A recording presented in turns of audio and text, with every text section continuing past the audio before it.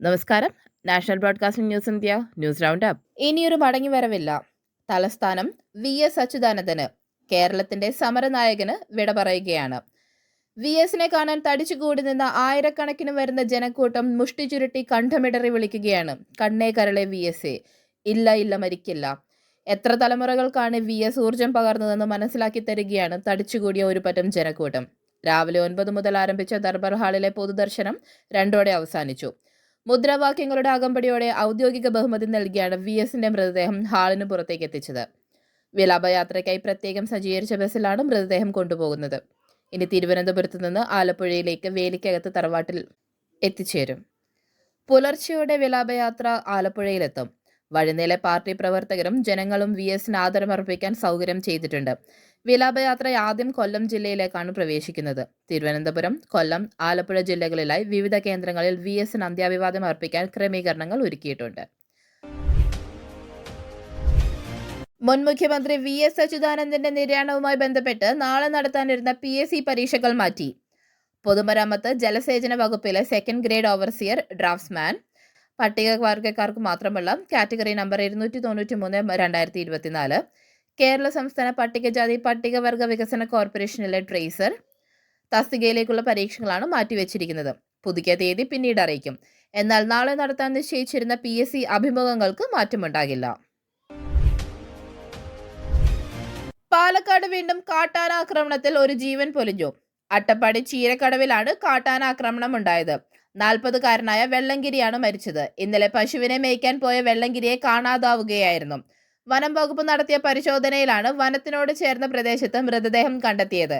Palakkad general ആശുപത്രിയിൽ postmortem നടത്തും. ഈ 2 മാസങ്ങൾക്ക് മുൻപും കാട്ടാനാക്രമണത്തിൽ ഈ മേഖലയിൽ വയോധികൻ കൊല്ലപ്പെട്ടിരുന്നു.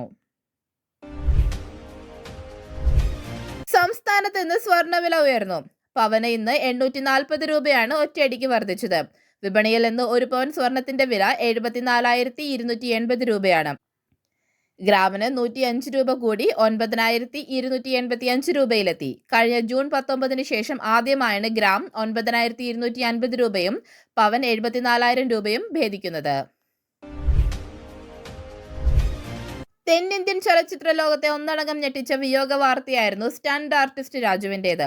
പാരഞ്ജിത്ത് സംവിധാനം ചെയ്യുന്ന വേട്ടുവം എന്ന ചിത്രത്തിന്റെ സംഘടന രംഗം ചിത്രീകരിക്കുന്നതിനിടെ കാർ അപകടത്തിൽപ്പെട്ടാണ് ഇദ്ദേഹം മരിക്കുന്നത്.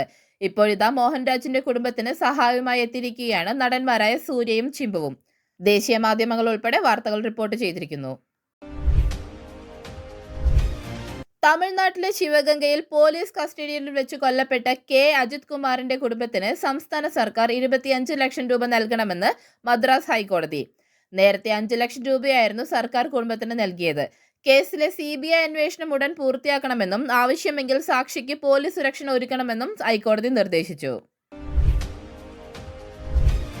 ഉപരാഷ്ട്രപതി പദവിയിൽ നിന്നുള്ള ജഗദീപ് ധൻഖറിന്റെ രാജി അസാധാരണ സംഭവമെന്ന് KC വേണുഗോപാൽ. ചരിത്രത്തിൽ ആദ്യമായാണ് കാലാവധിക്ക് മുൻപ് ഉപരാഷ്ട്രപതി രാജിവെക്കുന്നത്. എന്താണ് സംഭവിക്കുന്നത് ബോധ്യപ്പെടാത്ത അവസ്ഥയാണ്. ജഗദീപ് ധൻഖർ ആരുടെയും ഫോൺ എടുക്കുന്നില്ല. അദ്ദേഹത്തിന് എന്താണ് പറയാനുള്ളതെന്ന് അദ്ദേഹം പറയുന്നതുവരെ കാത്തിരിക്കാമെന്നും KC വേണുഗോപാൽ പ്രതികരിച്ചു. ആരോഗ്യ പ്രശ്നങ്ങൾ ചൂണ്ടിക്കാട്ടിയായിരുന്നു ധൻഖറിന്റെ അപ്രതീക്ഷിത രാജി. ആരോഗ്യപരമായ കാരണങ്ങളും വൈദ്യോപദേശവും ചൂണ്ടിക്കാട്ടിയാണ് അദ്ദേഹം രാഷ്ട്രപതി ദ്രൗപദി മുർമുവിന് അഭിസംബോധന ചെയ്ത കത്തിൽ അറിയിച്ചത്. അഭിമാനത്തോടെയാണ് പടിയിറങ്ങുന്നതെന്ന് പറഞ്ഞ ജഗദീപ് ധൻഖർ രാഷ്ട്രപതിക്കും പ്രധാനമന്ത്രിക്കും എല്ലാ പാർലമെന്റ് അംഗങ്ങൾക്കും നന്ദി പറഞ്ഞു. ബില്ലുകൾക്ക് അനുമതി നൽകുന്നതുമായി ബന്ധപ്പെട്ട് രാഷ്ട്രപതിയുടെ റെഫറൻസിൽ കേന്ദ്രത്തിനും സംസ്ഥാനങ്ങൾക്കും സുപ്രീം കോടതിയുടെ നോട്ടീസ്. സർക്കാരുകൾ ഒരാഴ്ചയ്ക്കുള്ളിൽ മറുപടി നൽകണമെന്നും നിർദ്ദേശം. ചൊവ്വാഴ്ച കേസ് വീണ്ടും പരിഗണിക്കും. നിയമസഭകൾ പാസാക്കുന്ന ബില്ലുകൾ തീരുമാനമെടുക്കുന്നതിന് രാഷ്ട്രപതിക്കും ഗവർണർമാർക്കും സമയപരിധി നിശ്ചയിച്ചിട്ടുള്ള സുപ്രീം കോടതി വിധിക്കെതിരെയാണ് രാഷ്ട്രപതി ദ്രൗപദി മുർമു റെഫറൻസ് നൽകിയത്. വിധിയുമായി ബന്ധപ്പെട്ട് 14 വിഷയങ്ങളിൽ വ്യക്തത തേടിയാണ് രാഷ്ട്രപതി സുപ്രീം കോടതിയെ സമീപിച്ചിരിക്കുന്നത്.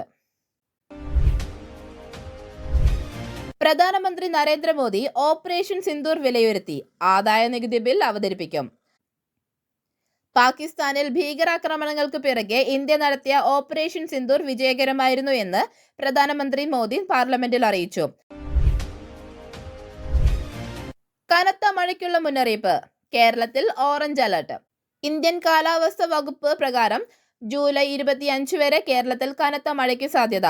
എറണാകുളം, ഇടുക്കി, കോഴിക്കോട്, പത്തനംതിട്ട, തൃശൂർ ജില്ലകൾക്ക് ഇന്നു മുതൽ ഓറഞ്ച് അലർട്ട്. കാറ്റിന്റെ വേഗത 60 കിലോമീറ്റർ വരെ എത്തുമെന്ന് പ്രവചനമുണ്ട്. മത്സ്യത്തൊഴിലാളികൾക്കും തീരദേശവാസികൾക്കും ജാഗ്രതാ നിർദ്ദേശം.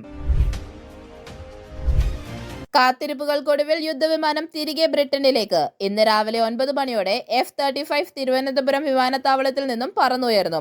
ഓസ്ട്രേലിയയിലെ ഡാർവിൻ അന്താരാഷ്ട്ര വിമാനത്താവളത്തിലേക്കും അവിടെ നിന്ന് കൊളംബിയയിലേക്കുമാണ് മടക്കയാത്ര.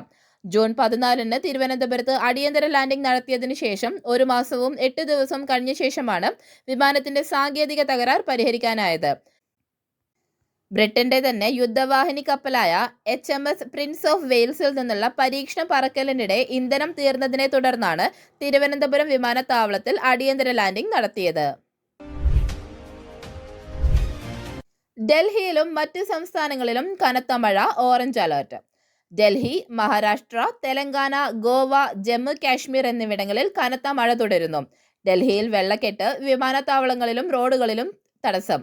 മത്സ്യത്തൊഴിലാളികൾ കടലിൽ പോകരുതെന്ന് മുന്നറിയിപ്പ്. പൂനെ സമീപം ടോൾ പ്ലാസ അടയ്ക്കണമെന്നാവശ്യപ്പെട്ട് സമരം. സോമത്താന ടോൾ പ്ലാസയാണ് അടയ്ക്കണമെന്നാവശ്യപ്പെട്ട് അനിശ്ചിതകാലത്തേക്ക് സമരം ആരംഭിച്ചത്. പ്രദേശവാസികളും ജനാവകാശ പ്രവർത്തകരുമാണ് ഇതിന് നേതൃത്വം നൽകുന്നത്. ഇന്ത്യൻ പുരുഷ ഹോക്കി ടീം സെമി ഫൈനലിൽ. 2025 ഏഷ്യൻ ചാമ്പ്യൻഷിപ്പിൽ ഇന്ത്യയുടെ പുരുഷ ഹോക്കി ടീം മലേഷ്യയെ 5-2 തകർത്ത് സെമി ഫൈനലിൽ പ്രവേശിച്ചു. മൻദീപ് സിംഗ് 2 ഗോളുകൾ നേടി. സെമി മത്സരം ജൂലൈ 24 പാകിസ്ഥാനെതിരെ. കൂടുതൽ അപ്ഡേറ്റ്സുകൾക്കായി കാത്തിരിക്കുക. National broadcasting news India.